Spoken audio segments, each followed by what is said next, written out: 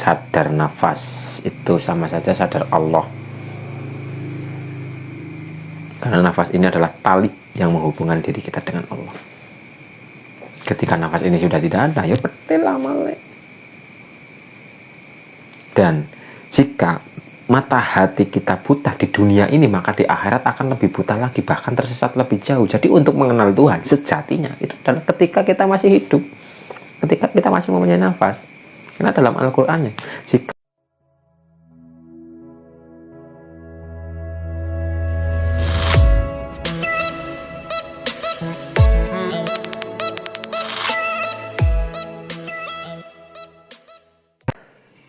nek bar syahadat wis nyaksino Allah karo Rasulullah, otomatis kita baru akan sholat. Sholat ya apa sih? Sholat itu mengingat. Mengingat itu apa? Mengingat itu sadar. Ketika kita sudah bersyahadat, otomatis kita akan sholat. Maka nih, ono sholat 5 waktu dan ono sholat daim. Sholat 24 jam. Mengingat Allah 24 jam. Sadar kepada Allah 24 jam. Maka nih, bisa rawani macam-macam. Ya seperti itu aja nih, sholat mencegah perbuatan keji dan mungkar. Karena kita sudah, orang-orang itu sudah memahami hakikatnya. Ketika kita selalu sholat daim yang 24 jam, kita akan selalu sadar kepada Allah. Dimanapun, kapanpun, Allah itu selalu ada. Allah selalu mengawasi kita. Bersolat dari poso, nah itu yang dibacakan apa? Nafsunya kita, ego kita itu dipuasakan. Jadi kita berjalan sudah bukan dituntun oleh nafsu. Kita berjalan itu sudah bukan mengikuti ego. Jadi kita berjalan itu sesuai dengan kehendak ilahi. Otomatis itu puasa. Jadi kita mempuasakan yuk sifat-sifat tercela, iri, ria, dengki dan sebagainya. Ketika pikiran kita akan bermaksiat, mungkin kita melihat sesuatu dan pikiran ini muncul energi negatif, muncul sifat negatif, muncul pemikiran-pemikiran negatif, puasakan. Jangan sampai diberi makan. Memberi makan nafsu adalah ya ketika kita memikirkan tentang kejelekan, itu sama saja kita sedang memberi makan nafsu, memberi makan ego. Makanya kita harus puasa. Zakat kita berbagi. Membagi kan kalau sudah hakikatnya itu semua kita sudah bisa membagi, zakat. Ada bagian-bagian orang yang harus mengetahui ilmu seperti ini. Makanya zakat memang 25%. Ilmu seperti ini, kaweruh seperti ini hanya dijabarkan kepada ya lingkup-lingkup yang benar-benar sudah bisa siap atau sudah mampu sudah mempunyai keinginan, kebutuhan untuk kerohanian. Makanya 25%. Hanya sedikit. Karena memang secara kenyataan orang-orang yang mau mempelajari jati diri itu perbandingannya itu sedikit. Masih banyak orang yang memburu dunia, bukan mengenal diri. Makanya 22,5%. Nah, perkara haji ada di dalam diri. Tawaf, lempar jumroh, yang dilempar apa ya? Sifat-sifat negatif dalam diri kita harus kita lempar. Kita lempari setan-setan dalam diri kita. Harus kita lempari. Ka'bah hati ini kita harus berputar dalam hati ini. Energi ini harus berputar. Kita harus benar-benar fitrah, putih. Jadi semua itu ada dalam diri. Ini taksabano, penjabaran hakikat. Jadi kita bersyariat, kita hakikatkan. Kita tetap melakukan syariat, kita menjalankan syariat, tapi kita cari hakikatnya. Jangan mentok, hanya sekedar ikut-ikutan, tapi kita harus menghakikatkan, kita mencari hakikat-hakikat dari apa yang kita kerjakan. Karena semua yang bersyariat itu pasti berhakikat. Memang bab-bab seperti ini dari dulu itu selalu tersembunyi. Ketika itu hanya dijabarkan secara ya lingkup-lingkup mungkin di ruangan-ruangan tertentu, maka ketika penjabaran seperti ini disampaikan kepada orang awam, orang umum yang sama sekali belum pernah mendengar penjabaran seperti ini, bisa saja kita itu dianggap sesat, kita bisa saja dianggap keliru, kita bisa saja dianggap nyeleneh dan sebagainya. Bahkan mungkin bahasa makrifat itu jika disampaikan kepada apa cara bahasanya lingkup umum, terkadang tidak tahu makrifat itu apa, ajaran apa itu makrifat. Padahal makrifat itu kan awaluddin, makrifatullah, awal beragama adalah mengenal. Nah, kita bekerja umpama ini perumpamaan. Kita bekerja menjadi seumpama saya nih. Saya bekerja menjadi menjadi karyawan di toko. Di rumah bos saya. Apa mungkin saya bekerja di rumah bos saya tapi saya itu tidak mengetahui bos saya? Seharusnya kan kita tahu. Oh, ini majikan saya. Oh, ini atasan saya. Oh, ini apa jalan ini bosku gitu. Nah, kita pun seperti itu. Ketika kita mengabdi kepada Allah, kita harus benar-benar mengenal Allah. Agar kita bisa inna sholati wa nusuki wa mayahya wa mamati lillahi rabbil alamin. Sesungguhnya sholatku, ibadahku, hidup dan matiku itu hanya untuk Allah. Coba kita koreksi sekarang. Sholat kita itu untuk Allah. Apa karena yang lain?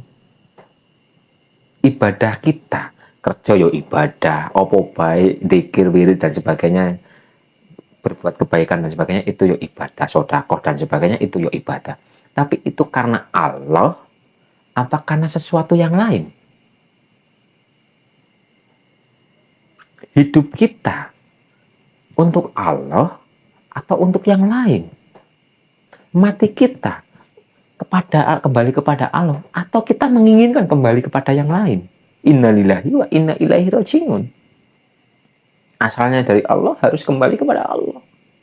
Tapi jika bab seperti ini disampaikan kepada Yohanu orang tahu krungu, maka kita akan dianggap lantur, dianggap dan sebagainya lah. Saya bisa bicara seperti ini lah, aku ngrasakno dewek. Omongan si model kaya ngopo wis tahu krungu kabeh. Tapi itulah perjuangan.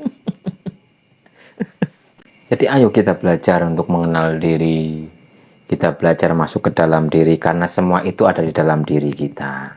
Seperti yang tadi saya jabarkan. Pol-polane wetan itu di mana? Pol-polane kidul itu di mana? Kan semua itu ada di sini. Kita jalan ke arah barat. Barat itu di mana? Apakah ketika kita di Jakarta barat itu adalah situ? Kan ketika kita di Jakarta otomatis baratnya lagi adalah sana, terus ke sana sampai muter dunia mbok. Tapi sejatinya itu ada di dalam diri kita sendiri. Ya ini barat.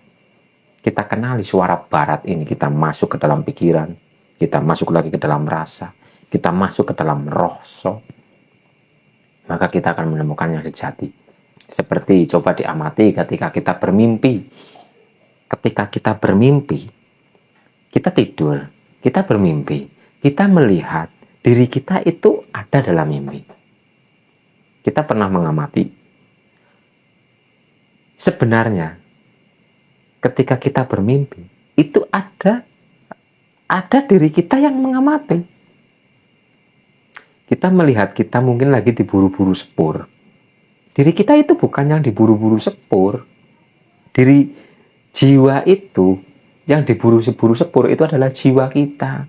Tapi roh kita itu bukan yang itu. Roh kita itu adalah yang mengamati, yang melihat ketika kita bermimpi.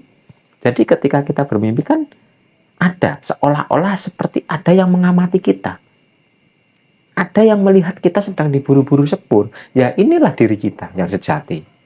Yang sedang diburu-buru sepur itu adalah diri jiwa. Jadi diri sejati kita adalah yang mengamati kita sedang diburu-buru sepur.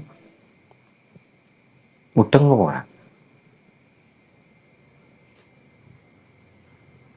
Karena dalam diri kita banyak sekali diri. Diri, dan diri. Diri kita itu yang mana? Yang jati diri kita itu adalah yang mengamati kita ketika kita sedang bermimpi.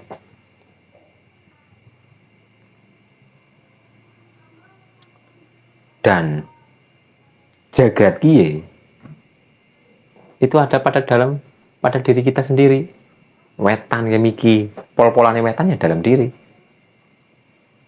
Makane ngeningno cipta mandeng pucuke ing grana madhep mantep kang murbawasesa mekek babagan hawa sanga.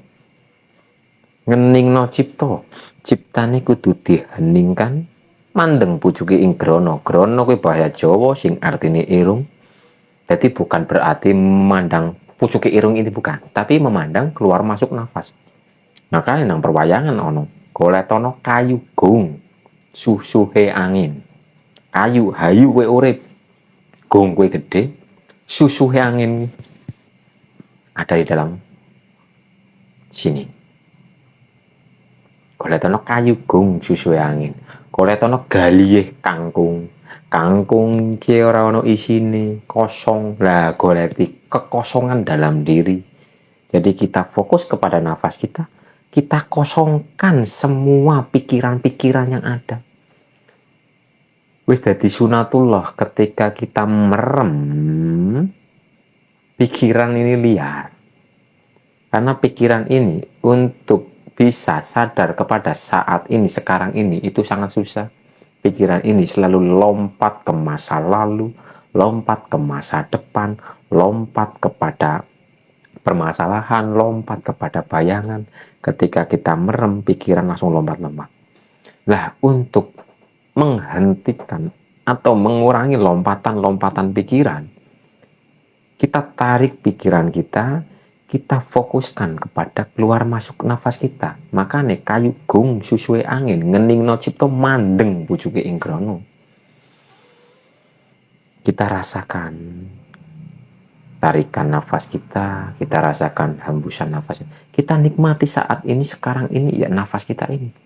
Pikiran ini liar, kita tarik kesadaran kepada keluar masuk nafas. Rasakan keluar masuk nafas. Ketika kita menarik nafas, rasakan ada kasih murni dalam nafas kita rasakan.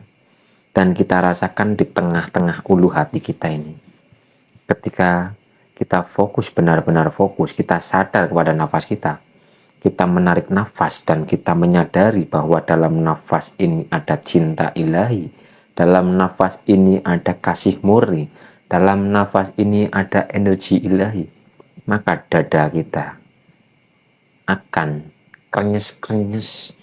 Kita akan menemukan ketenangan, kita akan menemukan kedamaian, kita akan menemukan kebahagiaan yang sudah tidak bisa dijabarkan. Hanya bisa dirasakan oleh orang-orang yang mau melakukan proses pernafasan itu.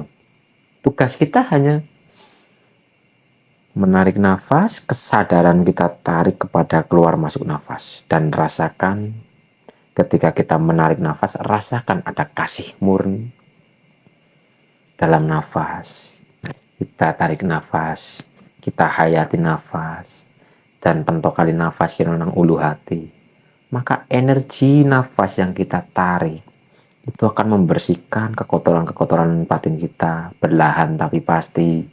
Yang tadinya mungkin gemerungsung, yang tadinya mungkin mempunyai permasalahan, yang tadinya mungkin galau dan sebagainya, asal pikiran kita tarik kepada nafas kita, maka kegalauan, kesedihan dan sebagainya itu akan lebur perlahan-lahan.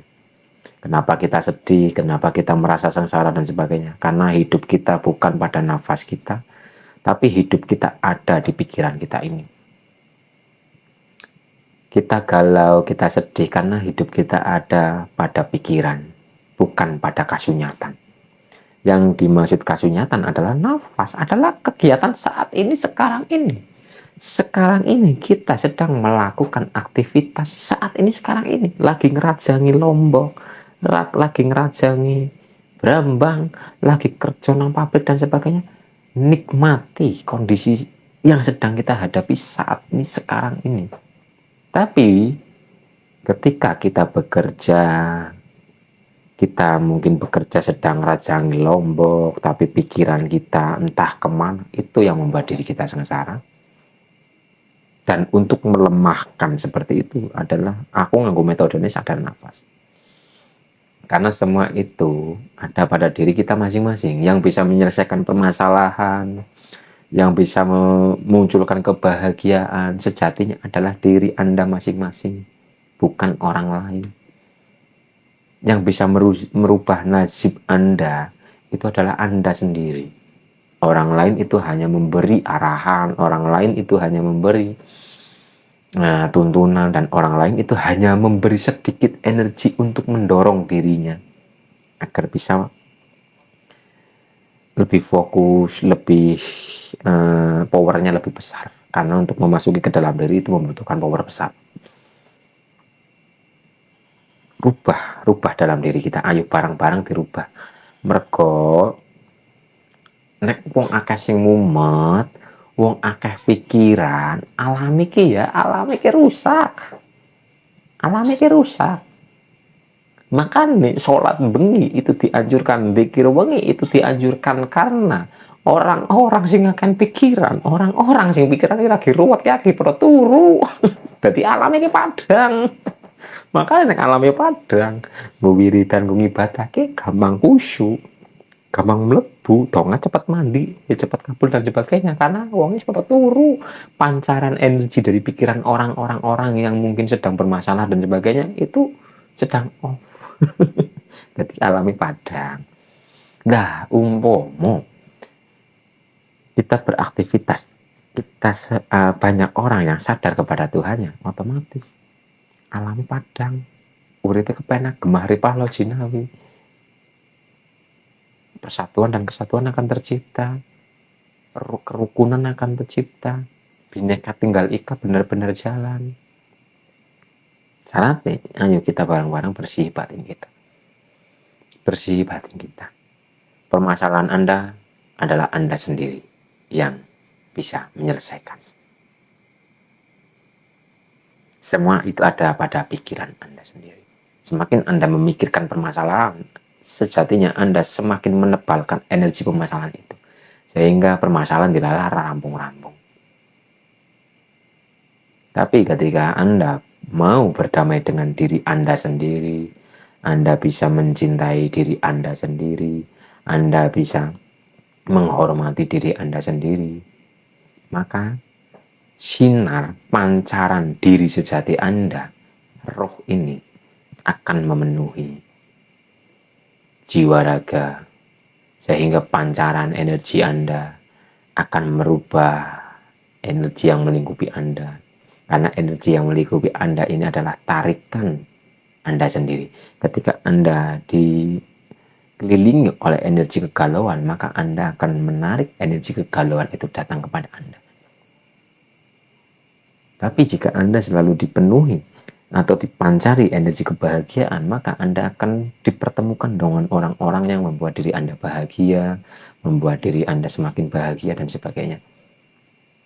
Jadi yang dirubah itu adalah diri Anda sendiri. Ketika Anda menginginkan perubahan di luar diri, nasib Anda di luar diri, keluarga Anda, lingkungan Anda, teman Anda, dan sebagainya, kunci utama adalah rubahlah diri Anda sendiri. Rubah.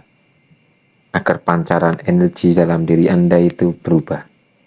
Energi kegalauan akan berubah menjadi energi kebahagiaan, dan energi ini akan menarik. Law of attraction. Law of attraction. Apa yang kita pancarkan, itulah yang kita dapatkan. Jika tubuh kita selalu memancarkan energi kesedihan, maka kita sejatinya sedang menarik energi kesedihan datang kepada kita.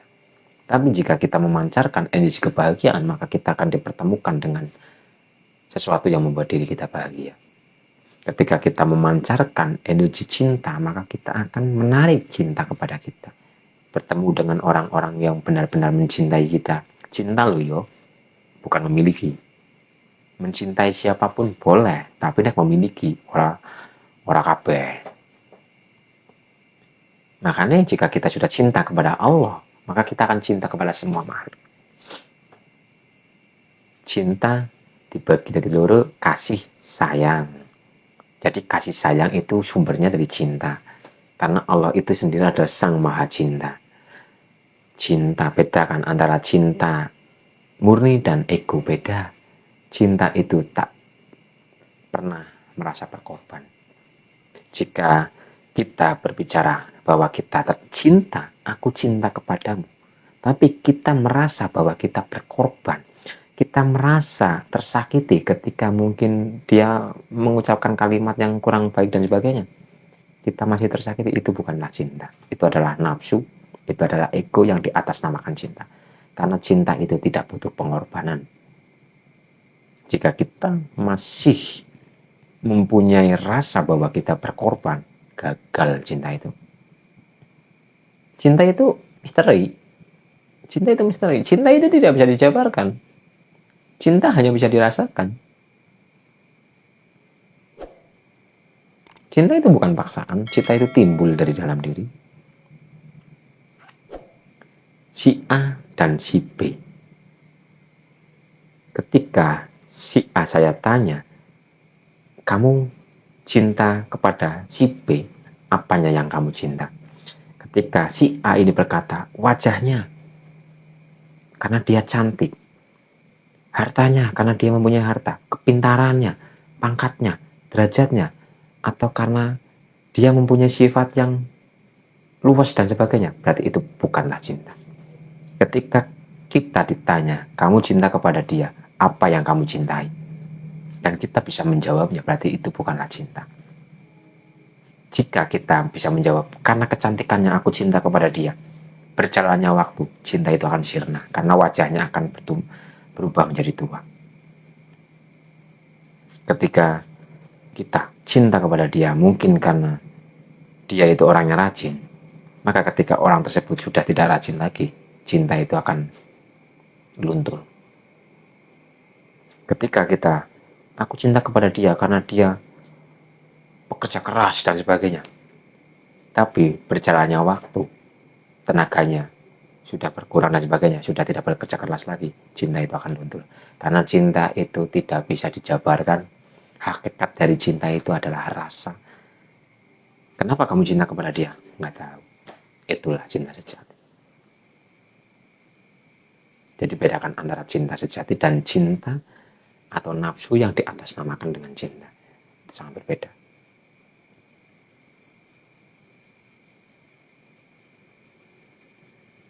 Allah itu maha cinta kepada makhluknya. Biarpun biarpun hambanya atau makhluknya diberi rezeki dengan cuma-cuma, yang diberi itu tidak mensyukurinya, bahkan yang diberi itu mencaci Tuhannya, Tuhan tetap maha kasih, cinta. Ayo pada bahagia, sing pada mumet, sing pada jerimet, ayo pada sadar nafas, kembalikan kepada nafas kesadaran kita. Atau jika kita tidak bisa atau belum bisa mengembalikan kesadaran kepada nafas, setidaknya kita kembalikan kesadaran kita kepada kasunyatan. Apa yang sedang kita hadapi, nikmati itu. Kita sedang minum kopi, nikmati kopi itu. Jangan sampai kita meminum kopi tapi pikiran kita ada di rumah atau ada di suatu tempat. Kita menikmati kopi, pikiran kita ada di permasalahan. Kita menikmati kopi, pikiran kita ada di hutang. Kita menikmati kopi, pikiran kita entah kemana. Jadi belajar untuk menikmati kopi, yang kita rasakan adalah kopi saat ini, sekarang ini. Maka kita akan bahagia. Kita akan merasa nikmat dan sebagainya. Makanya nikmat mana lagi yang kau dustakan? Karena nafas kita ini adalah kenikmatan yang sangat luar biasa. Bahkan kita ini diutus ke alam dunia, roh kita dimasukkan ke dalam raga ini, itu adalah kenikmatan yang sangat luar biasa. Karena dalam sejarahnya, dalam ceritanya, dalam ayatnya, malaikat itu sangat menginginkan menjadi manusia. Ketika Allah memberitahu pada para malaikat, aku akan menjadikan khalifah, akan menciptakan khalifah untuk menjaga bumi. Para malaikat itu protes, kenapa tidak kami saja ya Tuhan kami? Kami kan setiap hari bertasbih kepadamu, sedangkan sing jere nang dunya ku malah tadi perang, pertumpahan darah dan sebagainya. Malaikat itu protes. Sejatinya manusia sejatinya dikirim ke alam dunia ini dijadikan menjadi khalifah untuk memayu hayuning bawono, untuk merawat bumi ini, untuk menjaga bumi ini, untuk berahmatan lil alamin. Itu sejatinya manusia. Bukan untuk saling membenci, bukan untuk saling berperang dan sebagainya. Kenapa ada peperangan? Kenapa ada ini dan itu? Karena ya nafsu, karena ego. Jadi ayo kenalilah diri kita agar diri kita itu menjadi khalifatullah. Karena sejatinya manusia dikirim ke alam dunia ini untuk berrahmatan lil alamin, menjadi ya gue ngayomi jagat raya, gue memayu hayuning bawono. Diciptakannya perbedaan itu bukan untuk peperangan, itu untuk saling mengenal. Dari perbedaan maka akan tercipta keindahan. Merah, kuning, hijau, ungu dan sebagainya akan menjadi pelangi yang indah. Jangan kangkung, kangkung tok ora asik, ora enak. Makanya ono kangkung, ono lombok, ono brambang kan semua mempunyai sifat sendiri-sendiri. Apakah brambang dengan bawang itu sama? Kan tidak. Yo pedas, yo ketir, yo sijine kepriwe. Kaya basane kangkung karo lombok, siji pedas, siji kangkung rasanya kaya apa bawa orang ngerti nek mentah. Kan beda rasanya, beda sebutannya, beda sifatnya dan sebagainya. Tapi kan untuk saling mengenal, jika kita saling mengenal maka akan menjadi perpaduan persatuan. Jadi jangan kangkung yang nikmat nggone madang tambah ngamu enak nikmate nambah lemu awake. Jadi perbedaan itu adalah keindahan dan keabadian. Maksudnya keabadian maksudnya ada generasi penerus atau generasi berikutnya. Jadi jangan lanang kabeh. Ya ono generasi penerus, makanya ono bedone lanang karo wadon. Jadi menciptakan kehidupan baru. Dari apa? Perbedaan. Jadi jangan anggap perbedaan itu adalah peperangan. Dalam Al-Quran sudah ditulis. Allah menciptakan berbeda-beda, beda ras, beda suku, warna kulit, bahasa dan sebagainya itu untuk saling mengenal.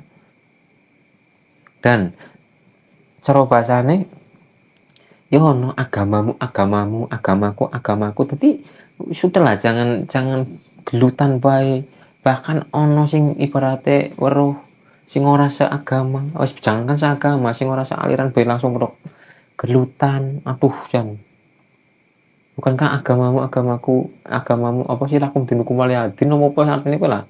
Terus ada perjanjian ketika Kanjeng Rasul masih waktu zaman Mien kan memberikan perlindungan biarpun kepada non muslim, ada perjanjiannya. Yang diperangi itu adalah orang-orang yang berontak, orang-orang yang memberontak. Jika orang tersebut tidak memberontak, kan hidup berdampingan. Pada zaman Rasulullah hidup berdampingan.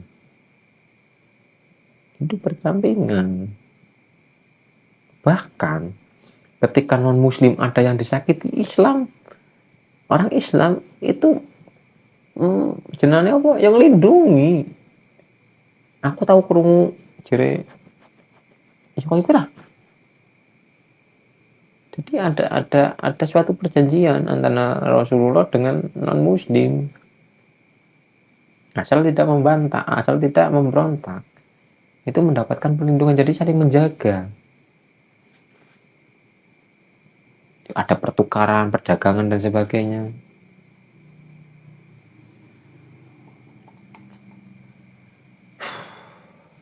Jadi ayo bareng-bareng kenali diri kita, menjaga hati daripada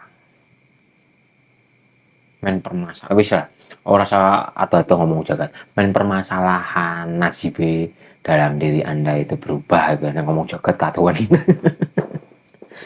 Men ya wis, permasalahan dan sebagainya men beres, men rasane anteng, men rasane apa, men rasane damai, ayem. Aja urip nang pikiran bae, tapi urip nang kesadaran, urip nang nafas. Sadar nafas itu sama saja sadar Allah, karena nafas ini adalah tali yang menghubungkan diri kita dengan Allah. Ketika nafas ini sudah tidak ada, ya betul lah malek. Dan jika mata hati kita buta di dunia ini, maka di akhirat akan lebih buta lagi, bahkan tersesat lebih jauh. Jadi untuk mengenal Tuhan sejatinya itu adalah ketika kita masih hidup, ketika kita masih mempunyai nafas. Karena dalam Al-Qur'an, jika mata hati di dunia ini buta, maka di akhirat akan jauh lebih buta dan jauh lebih tersesat. Karena memang sejatinya untuk mengenal Tuhan kita adalah ketika diri kita, ruh kita itu masih ada di dalam raga ini. Kita bisa mengenal Tuhan kita ketika ini masih di dalam raga. Dan ketika ruh ini masih ada di dalam raga, itu yang menentukan di akhirat kelak. Jadi ayo manfaatkan kehidupan kita ini yang sementara ini tapi sangat mulia. Kehidupan kita ini mungkin hanya 70 tahun lah, tapi 70 tahun ini itu lebih mantap daripada dimensi kanan. Karena di sana itu dimensinya ribuan tahun. Di sana itu dimensinya ribuan tahun. Jadi ketika kita hidup di dunia ini hanya sehari, makhluk-makhluk yang ada di sana, di dimensi sana, satu hari di sini 1000 tahun di sana. Kita bisa menghafal satu buku, mungkin satu cerita. Kayak umpamanya kita bisa menghafal satu cerita di alam dunia ini hanya sehari. Di alam sana makhluk yang akan menghafal satu cerita ini 1000 tahun baru hafal. Kayak perumpamannya seperti itu. Jadi kita hanya hidup di alam dunia ini, diberi umur taruhlah 70 tahun, itu lebih mantap daripada yang di sana. Karena perbandingannya di sana ribuan tahun dan di sini ya sedino nangkene 1000 tahun kan. Ngomongin akhirat boy, kemudian ngomongi ya nasib bae nek biasanya ya tak tengeri. Wong nek ngomong bab keilahian ke longko sing gelem tentang jati diri ke longko sing minat. Tapi nek bahas tentang nasib kalau bahas tentang uka-uka, sintak maksud uka-uka itu adalah ya medi-medi lah yang jimat, kesaktian dan sebagainya kayak akeh peminate. Kayak survei maksudnya aku wis tak buktikno nek aku lagi ngobrol ini yang dua ini akeh sing berpartisipasi maksudnya sing takon-takon ki akeh. Tapi nek ngomong bab keilahian, jati diri, tauhid sejati kelongko. Mergo sing aring bab keilahian sing mlebu ning diri ki hanya jiwa-jiwa yang tua, jiwa-jiwa yang sudah dihantam oleh penderitaan, jiwa-jiwa yang sudah digembleng oleh alam. Mungkin yang sing jiwa itu warna jiwa itu ada 4, jiwa kanak-kanak, jiwa remaja, jiwa dewasa, jiwa tua, lagi jiwa sempurna. Karena sing takon nggih, karena sing takon aku wis no. Mungkin wis sejam urung nggih.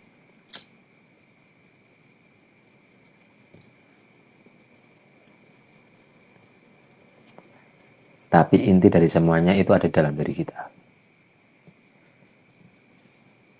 Asal kita sudah bisa menemukan jati diri kita, kita sudah mengenal diri kita atau Tuhan kita yang ada di dalam, maka kita akan kenal dengan apa? Ya, akan bisa mengenal Tuhan kita semua. Kita melihat apapun yang kita lihat sudah bukan makhluknya, makhluk lebur, makhluk memang masih terlihat, tapi kesadaran kita sadar bahwa di dalam ada. Sebenarnya bukan di dalam, bukan di luar. Ya semua ini adalah karena Allah itu melingkupi segala sesuatu. Di dalam diri kita itu ada, di luar diri kita itu ada. Jadi bukan dua sosok, tapi satu sosok. Justru kita yang berada di dalam dirinya Tuhan itu sendiri. Jadi Allah itu melingkupi segala sesuatu. Yang dinamakan melingkupi segala sesuatu berarti kan semua itu ada Allahnya gitu. Tapi untuk kita bisa melihat apapun ini adalah wajah Allah, kita harus kenal diri kita dulu, diri yang sejati. Maka kita baru akan bisa melihat Allah melingkupi segala sesuatu. Karena semua ini bersumber dari Allah. Korek seperti ini. Jika kita tarik benang merahnya, semua ini sumbernya dari Allah. Seumpamanya pring kandi, oh kian tuku kan sopo dan sebagainya. Dulu maning, oh pring asalnya kandi kan bumi ini ciptaan sopo gitu. Semua itu bersumber dari Allah. Tidak ada yang tidak dari Allah. Semua makhluk alam semesta ini sumbernya itu dari yang satu. Makanya kita wis kenal jati diri, ya kita melihat apapun yang kita lihat Allahnya. Karena jadi gue mikir tarik benang merah, semua ini tercipta dari beliau itu sendiri. Tidak ada yang tidak dari beliau. Makanya Allah melingkupi segala sesuatu. Lainnya kita wis sadar Allah melingkupi segala sesuatu, otomatis kita akan berrahmatan lil alamin, memayu hayuning bawono. Kita akan menjaga. Karena tugas kita adalah ya menjaganya ya ora kudu tampil di depan layar, tetap di belakang layar, yang kita menjaga dengan berpikir yang positif, dengan berprasangka yang positif. Karena itu adalah kemanfaatan untuk alam ini, untuk lingkungan sekitar, untuk makhluk lain. Jadi ora kudu nang ngarep layar, namburi layar ya ora apa-apa itu. Wis iki ta. Ora ono sing takon, pokoknya ono sing takon ya tak jaban maning. Ora ono sing takon berarti ya wis iki.